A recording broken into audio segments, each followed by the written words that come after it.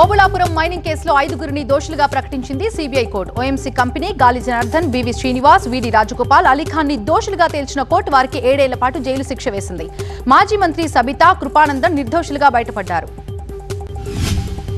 అధికారంలోకి వస్తామనే ఆలోచన లేక కాంగ్రెస్ చేతగాని హామీలిచ్చిందన్నారు మాజీ మంత్రి కేటీఆర్. రేవంత్ కంటే చేతగాని పాలకుడు మరొకరు లేరన్నారు.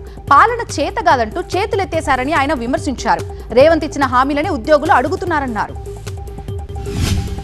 ప్రజలకు నిజాలు తెలియాలన్నారు మంత్రి పొంగులేటి శ్రీనివాసరెడ్డి. రాష్ట్రానికి 3 లక్షల కోట్ల అప్పుందనుకున్నామని, కానీ 8 లక్షల కోట్ల అప్పుందన్నారు. ప్రతి నెల అప్పులకే 6,500 కోట్లు చెల్లిస్తున్నట్టుగా చెప్పారు. ఆర్థిక ఇబ్బందులున్నా పేదలకు సన్నబియ్యం ఇస్తున్నామన్నారు మంత్రి. ఏపీ లిక్కర్ కేసులో కీలక పరిణామం సంభవించింది. కేసులో ధనుంజయ రెడ్డి, కృష్ణమోహన్ రెడ్డి, గోవిందప్ప బాలాజీని చేర్చారు సిట్ అధికారులు.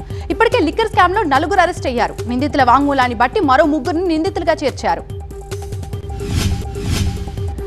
రేపు దేశవ్యాప్తంగా సివిల్ మాక్ డ్రిల్స్ నిర్వహించాలని కేంద్రం ఆదేశించడంతో ఏర్పాట్లు చకచకా జరుగుతున్నాయి. దేశమంతా పలు చోట్ల రిహార్సల్స్ చేపట్టారు.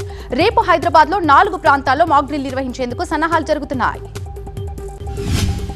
జాతీయ భద్రతా సలహాదారు అజిత్ దోవల్ ప్రధాని మోదీని కలిశారు. దేశంలోని భద్రతా స్థితిగతులపై, యుద్ధ సన్నద్ధపై ప్రధానికి వివరణ ఇచ్చారు. ఇప్పటికే త్రివిధ దళాధిపతులను పిలిపించుకొని మాట్లాడారు మోదీ. పాక్తో ఉద్రిక్తతలపై అనుక్షణం సమీక్షిస్తున్నారు ప్రధాని.